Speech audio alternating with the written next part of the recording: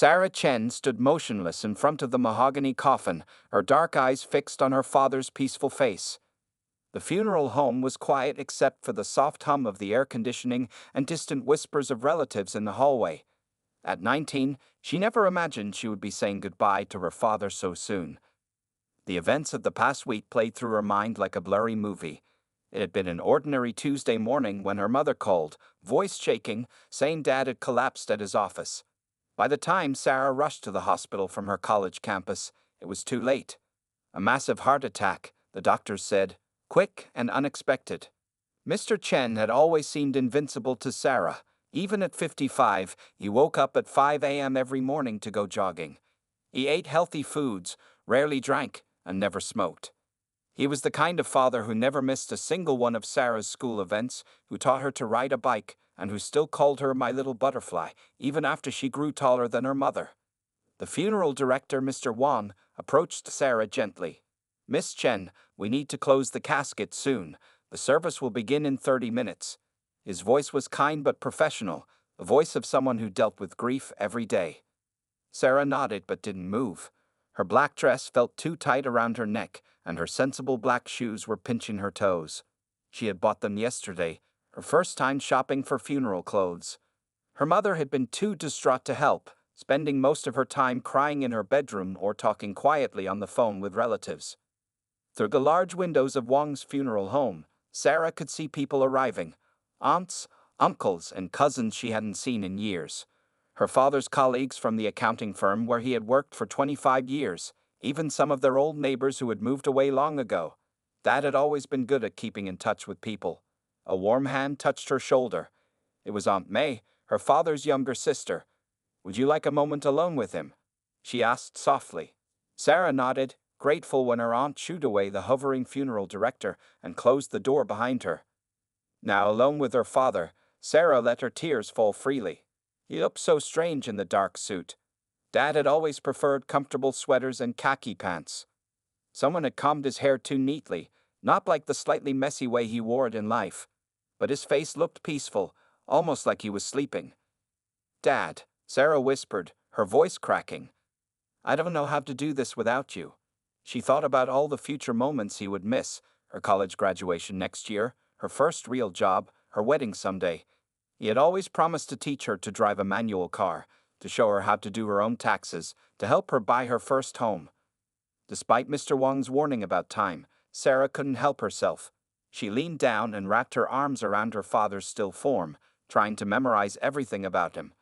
The familiar smell of his aftershave was gone, replaced by something chemical and strange. His body felt cold and firm through the suit jacket, nothing like the warm hugs she remembered. As she embraced him, something crinkled in his chest pocket. Sarah pulled back slightly, confused. Glancing toward the door to make sure no one was watching, she carefully slipped her hand into the pocket. Her fingers touched paper, a folded note that definitely wasn't part of the funeral home's preparation. Just then, she heard footsteps approaching. Quickly, Sarah slipped the note into her own pocket, straightened her father's tie, and wiped her eyes. Mr. Wang opened the door, followed by her mother and several relatives. It was time for the service to begin. As Sarah took her place in the front row between her mother and Aunt May, she could feel the note pressing against her leg through her pocket. The weight of it felt significant, though she couldn't explain why. Something told her that this final embrace with her father wasn't just a goodbye, it was also a beginning. The funeral home filled with people and the soft sounds of crying, but Sarah barely heard the minister's words or the hymns being sung. Her mind was focused on the mysterious note in her pocket and the strange feeling that even in death, her father might still have something important to tell her. After the funeral service ended, Sarah sat alone in her childhood bedroom, still wearing her black dress. The house was finally quiet after hours of visitors bringing casseroles and offering condolences. Her mother had gone to bed early, exhausted from grief and hosting duties. With trembling hands, Sarah pulled out the folded note from her pocket. She had waited all day to read it, wanting privacy for this moment. The paper was slightly yellowed, suggesting her father had written it some time ago. As she unfolded it carefully, she recognized his neat handwriting immediately. The note contained a series of numbers, 4891 to 7723 144. Below them was an address, 1420 Pine Street, Unit B. Sarah frowned, reading it several times. She had expected a final message, maybe some fatherly advice or words of comfort. Instead, she had what looked like a code and a location she didn't recognize. Grabbing her laptop, Sarah searched for the address. It was in the older part of town, about 30 minutes away. The street view showed a plain brick building with several small businesses. Nothing about it seemed special or connected to her father. Sarah paced her room, the note clutched in her hand. Her father had been an organized man who planned everything carefully. If he had put this note in his suit pocket, the suit he had specifically chosen to be buried in, it must be important. The numbers caught her attention again. Something about them seemed familiar. Sarah opened her desk drawer and pulled out her father's old business card holder, which she had kept after cleaning out his office. Among the cards was one from Metropolitan Bank, where their family had always done their banking. Suddenly it clicked. The numbers matched the format of the bank's safety deposit box numbers. Sarah had gone with her father to his box once, years ago, when he needed to store some important documents. The memory came back clearly: the heavy vault door, the rows of metal boxes, the 2 keys needed to open each one. Looking at her phone, Sarah saw it was already 9:30 p.m. The bank would be closed until morning. She lay back on her bed, mind racing with possibilities. What could be in that safety deposit box? Why hadn't her father ever mentioned it to them? Her mother hadn't said anything about a safety deposit box when they were dealing with his accounts and papers. Unable to sleep, Sarah went through her father's daily planner, which she had rescued from the pile of office items destined for donation. She noticed something odd. Every Saturday morning for the past several years had a simple notation: B time, followed by different times. The entries were consistent, appearing almost every weekend. Sarah tried to remember what her father usually did on Saturday mornings. He would leave early, saying he was going to run errands or meet old friends for coffee. He always returned by lunch, often bringing treats from the Chinese bakery. No one had ever questioned his routine. It was just part of their normal family life. The more Sarah thought about it, the more she realized how little she knew about her father's life outside their home. He rarely talked about his friends or activities, always preferring to focus on her and her mother's lives. Was there more to her quiet, hard-working father than she had known? Sarah set her alarm for early morning. The bank opened at 9 a.m., and she intended to be there when it did. She placed the note carefully on her nightstand, next to a family photo taken at her high school graduation 2 years ago. In the picture, her father beamed with pride, his arm around her shoulders. "What were you up to, Dad?" she whispered to the photo. The smiling image of her father offered no answers, but Sarah felt certain that whatever she would find tomorrow would change her understanding of him forever. Sleep came eventually, but her dreams were filled with bank vaults, mysterious addresses, and her father's familiar face trying to tell her something important. In her restless sleep, Sarah clutched her pillow tightly, just as she had hugged her father one last time that morning. The numbers from the note, 4891 to 7723 144, seemed to dance behind her closed eyes, like a code waiting to be broken, a door waiting to be opened. The next morning, Sarah arrived at Metropolitan Bank as soon as it opened. She had dressed carefully in business-like clothes, wanting to appear mature and professional. Her father's note felt heavy in her purse, along with his death certificate, which she thought might be needed. "Good morning," the bank teller greeted her. "How can I help you today?" Sarah took a deep breath. "I need to access a safety deposit box. It belonged to my father, Michael Chen. He passed away recently." Her voice caught slightly on the last words. The teller's friendly smile turned sympathetic. "I'm so sorry for your loss. Let me get our manager, Mrs. Rodriguez. She handles all estate-related matters." While waiting, Sarah noticed her hands were shaking. She hadn't told her mother about the note or her visit to the bank. Something told her to keep this discovery to herself, at least for now. Mrs. Rodriguez, a middle-aged woman with kind eyes, led Sarah to her office. After examining the death certificate and checking their records, she nodded. "Yes, we have a safety deposit box registered to Mr. Chen. However, there's something unusual about this one." She looked at her computer screen. "Your father added you as a co-owner last year. You have full legal access." Sarah felt surprised. Her father had never mentioned this. Mrs. Rodriguez continued. "We'll need to follow standard procedure. I'll take you to the vault area. The vault looked exactly as Sarah remembered from years ago. Rows of metal boxes set into the walls, the air slightly cool and dry. Mrs. Rodriguez used her master key first, then asked Sarah to insert the key her father had left in his desk at home. Inside the box, Sarah found several items. On top was a thick envelope with her name written on it. Below that were stacks of journals, at least a dozen of them, bound in simple black covers. And at the bottom, another envelope, this one bulging and marked, "Continue the work." With trembling fingers, Sarah opened the envelope with her name. Inside was a letter, written in her father's familiar handwriting.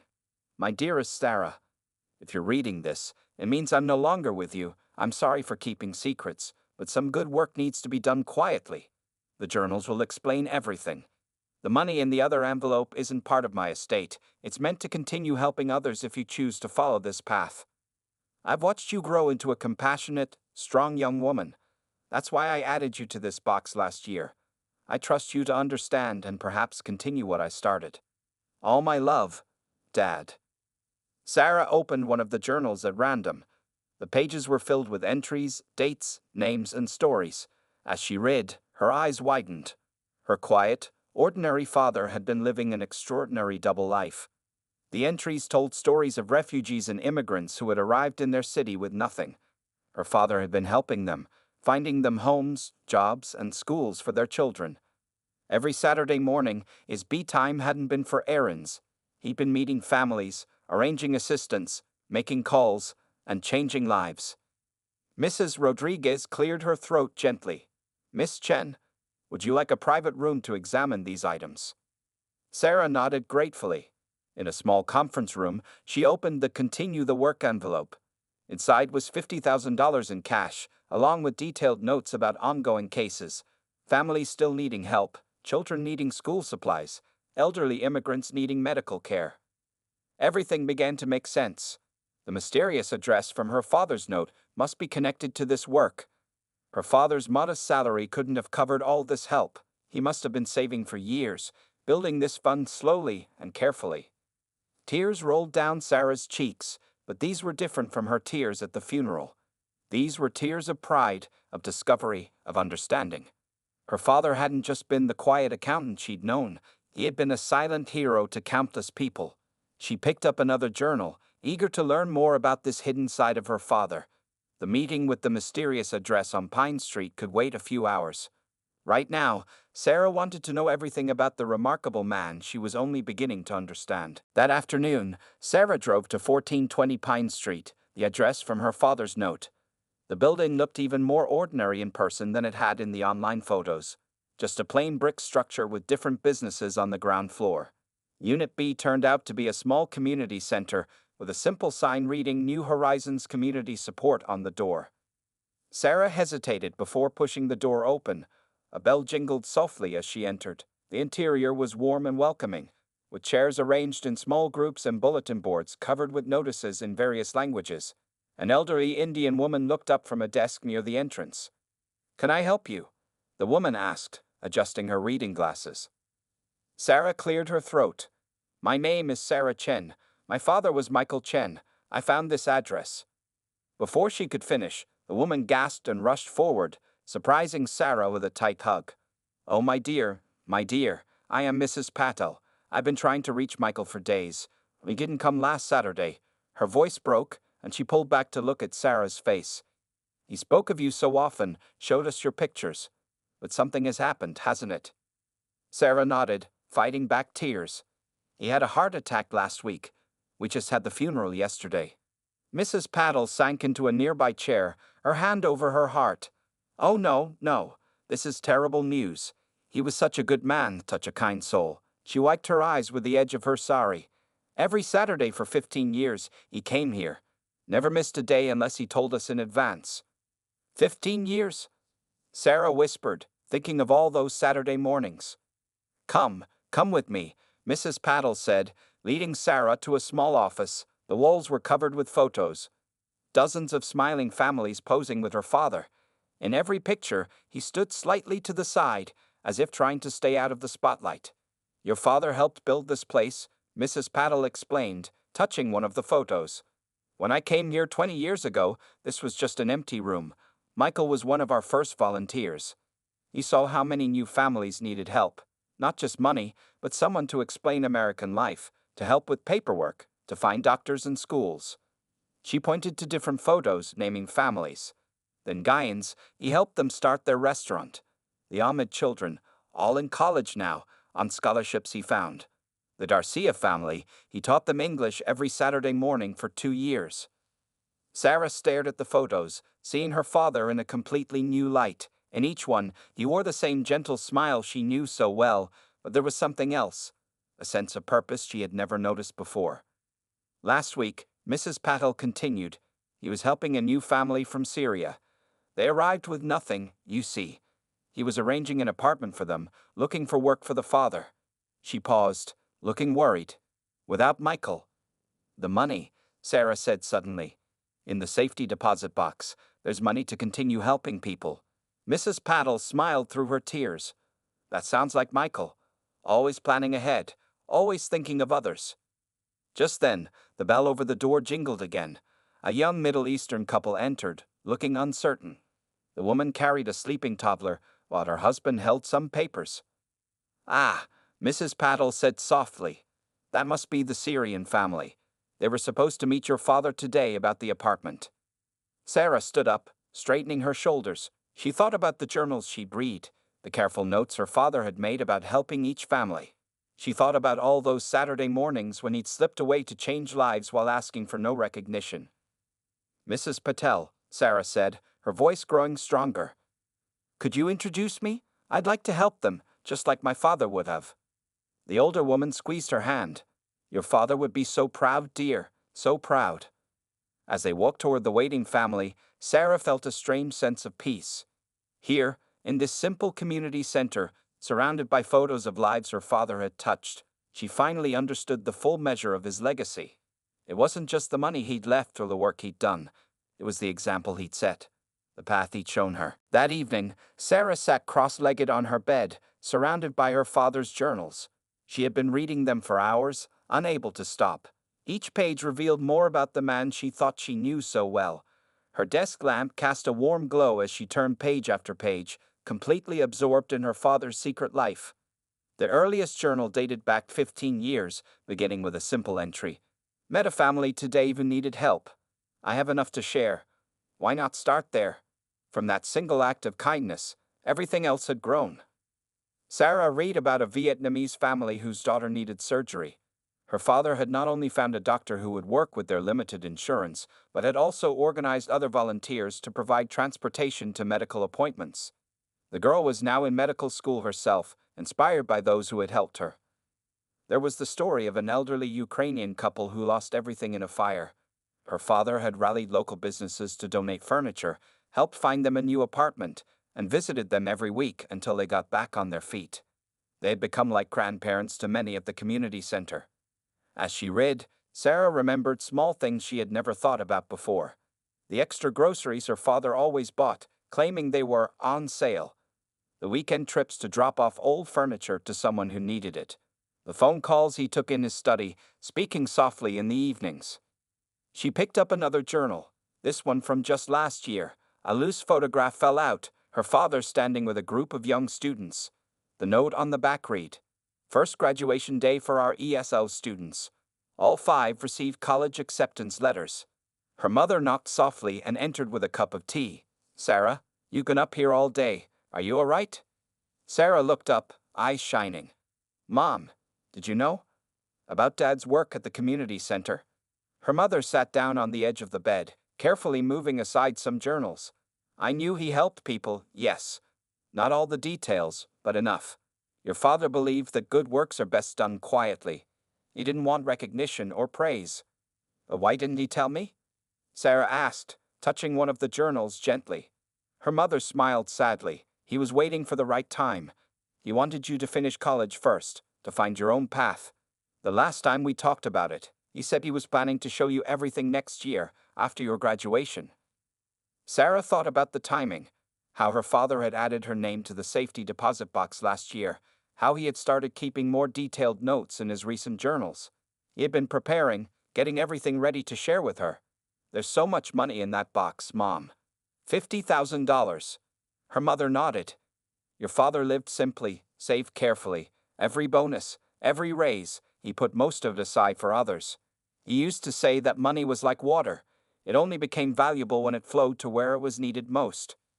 Sarah picked up the most recent journal, dated just 2 weeks ago. The last entry was about the Syrian family she had met today. Her father had written, Sarah graduates next year. I think she'll understand what I've been doing here. She has her mother's heart and, I hope, some of my determination to help others. Perhaps it's time to show her that the smallest acts of kindness can change the world. Tears fell onto the page, and Sarah quickly wiped them away. Her mother reached over and squeezed her hand. What should I do, Mom? There's so much work he was in the middle of.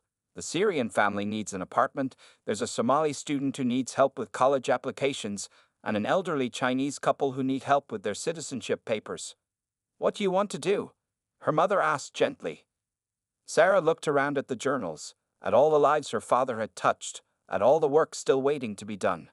She thought about the proud look he always gave her when she helped others, how he had taught her that everyone deserved a chance to build a better life. I want to continue, Sarah said firmly. I want to help them, just like Dad did. I want to make sure his work wasn't left unfinished. Her mother smiled, and for a moment, Sarah saw the same pride in her eyes that she had so often seen in her father's. Then that's exactly what you should do. Over the next several weeks, Sarah began spending every free moment at the New Horizons Community Center. Between her college classes, she would rush to Pine Street, carrying her father's journals and learning to do the work he had done so quietly for years. Mrs. Patel proved to be an invaluable guide. She knew all the families, understood the complex web of relationships and needs that her father had managed so carefully. Together, they worked through the cases her father had left unfinished. The Syrian family, the Al-Zavis, were now settled in a small apartment that Sarah had helped secure using her father's contacts. Mr. Al-Zabi had found work at a local restaurant, thanks to connections with another family her father had helped years ago. Their young son was enrolled in preschool, and Mrs. Al-Zabi was taking English classes at the center. Your father would approve, Mrs. Patel said one afternoon, watching Sarah help a young Vietnamese student with her college applications. You have his patience. Sarah looked up from the paperwork and smiled. She was beginning to understand why her father had loved this work so much. Every small victory, an apartment found, a job secured, a child enrolled in school, felt like a triumph. One day, while organizing files in her father's old office at the center, Sarah found a folder filled with letters. They were thank you notes from families he had helped over the years. She sat on the floor and read them one by one, tears mixing with laughter as she discovered story after story. There was a letter from a Mexican family whose daughter was now a doctor in Chicago. Another from a Ukrainian boy who had just graduated from engineering school. A photo of an Iranian couple standing proud at their new restaurant's opening day. Each letter spoke of her father's kindness, his quiet support, his belief in their dreams. As Sarah read, people began dropping by the office. Word had spread that Michael Chen's daughter was there, and they came to share their memories. An elderly Chinese man brought her dumplings, saying her father had helped him set up his small food stall 15 years ago. He was my first customer every Saturday morning, the man said, smiling at the memory. A young woman from Somalia stopped by with her 3 children. Mr. Chen helped my parents when we first came here, she explained. Now I volunteer here too, teaching other mothers how to navigate the school system. A Pakistani grandfather came with photos of his grandchildren's graduation. Your father helped my son get his first job, he said. Now my grandson is going to college. 3 generations, better lives, because your father believed in us. Sarah learned that her father had created more than just a support system, he had built a community. Families he helped years ago were now helping new arrivals. Children who had benefited from his assistance were returning as adults to volunteer. His kindness had created a ripple effect that continued to spread. Late one evening, as Sarah was preparing to leave the center, she found an old man sitting in the waiting area. He looked familiar, and when he smiled, she recognized him from one of the earliest photos with her father. I was your father's first success story, he said, his voice thick with emotion. I came from Vietnam, nothing but hope and $5 in my pocket. Michael helped me find work, learn English, bring my family here. Now my children are doctors and teachers. He never let me repay him, just asked that I help others when I could." The old man pressed something into Sarah's hand, a worn photo of her father, much younger, standing with him in front of a small house. "He kept his good work secret," the man said, "but we who knew him saw his true heart. In helping us build our dreams, he built something beautiful. And now you are here, continuing his work." Sarah looked around the community center, at the walls covered with photos, at the desks where volunteers helped new arrivals fill out forms, at the classroom where English lessons were in progress. Her father's presence was everywhere, in every life he had touched, in every story of hope and perseverance. She carefully pinned the new photo to her father's office wall, adding it to the growing collection of memories. Her father's secret life wasn't so secret anymore, but his legacy of quiet kindness lived on through every person who walked through these doors, seeking help or offering it to others. 6 months after discovering her father's secret life, Sarah sat in a meeting room at New Horizons, surrounded by familiar faces. The center had grown busier than ever, with new families arriving each week. But something remarkable had happened. The ripple effect of her father's work had created its own support system. Dr. Mainguyen, whose surgery her father had helped arrange 15 years ago, now ran a free medical clinic at the center every Wednesday. "It's my way of passing forward what Mr. Chen did for me," she explained, organizing her medical supplies. "Every patient I help reminds me of when I was a scared little girl, and your father made everything feel possible." Ahmad Hassan, once a refugee who couldn't speak English, had become a certified ESL teacher. He volunteered his evenings teaching newcomers, just as Sarah's father had once taught him. "Your father gave me more than English lessons," Ahmad told Sarah during a break between classes.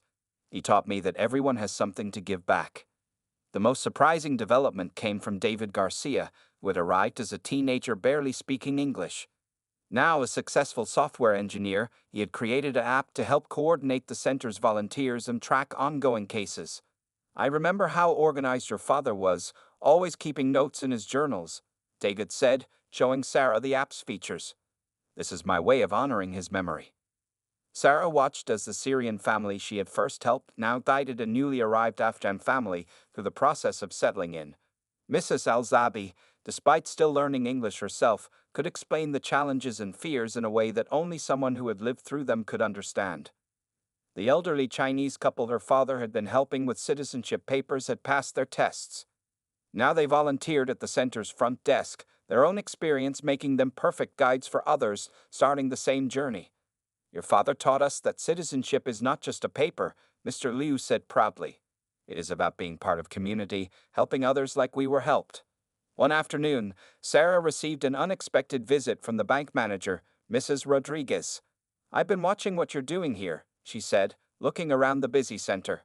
"The bank would like to offer financial literacy classes for your families. Free of charge, of course. It's what your father would have wanted." The $50,000 her father had left was being carefully used, but more importantly, it had inspired others to contribute. Local businesses, many owned by families her father had helped years ago, now donated regularly. A network of professionals, lawyers, doctors, teachers, offered their services pro bono. Sarah kept her father's old office largely unchanged, but she'd added her own journal to the collection. In it, she recorded not just the new families they helped, but also the growing web of success stories coming back to help others. "Your father would be amazed," Mrs. Patel said one evening as they watched a celebration for 5 families who had just received their citizenship. "He always worked alone, thinking he could only do so much. But look what his kindness has grown into." The center now helped twice as many families as it had when her father was alive. Not because Sarah worked harder than him, but because his years of quiet service had created a community of people eager to help others as they had been helped. A young girl from the Afghan family tugged at Sarah's sleeve. "Miss Sarah," she said shyly, "I got an A on my English test. Mr. Ahmad helped me study, just like your father helped him." Sarah hugged the girl, remembering all the stories in her father's journals about small victories that meant so much. Each success, no matter how small, was a seed that could grow into something bigger. Later that night, writing in her journal, Sarah reflected on how her father's legacy had taken on a life of its own. The quiet accountant who had spent his Saturdays helping strangers had created something that continued to grow and evolve. Every person helped became a potential helper. Every act of kindness inspired another, and the ripples of his good work spread further than he could have imagined. Your father built bridges, Mrs. Paddle had once told her, not with steel and concrete, but with kindness and hope. And now those bridges are helping others cross to better lives, just as he always dreamed they would. 1 year after Sarah first discovered her father's note in his suit pocket, New Horizons Community Center was buzzing with activity. People had gathered from all over the city for a special ceremony. The plain brick building looked different now, with fresh paint and new signs, but the warm spirit inside remained the same. Sarah stood at the podium, looking out at the crowd. Familiar faces filled every chair, families her father had helped, volunteers who carried on his work, and new arrivals who were just beginning their journeys. Her mother sat in the front row, tears of pride shining in her eyes. 1 year ago, Sarah began, her voice steady and clear, I thought I was saying goodbye to my father. Instead, I was just beginning to truly know him. Michael Chen was more than my dad. He was a bridge builder, a hope giver, and a change maker, but he never wanted recognition for himself. She gestured to the wall where a new plaque hung. Today, we're not just renaming this center the Michael Chen Community Center. We're celebrating every life he touched, every dream he helped build, and every act of kindness that grew from his example. The crowd applauded as Mrs. Paddle joined Sarah at the podium. The elderly woman had become like a second mother to Sarah over the past year, guiding her as she learned to continue her father's work.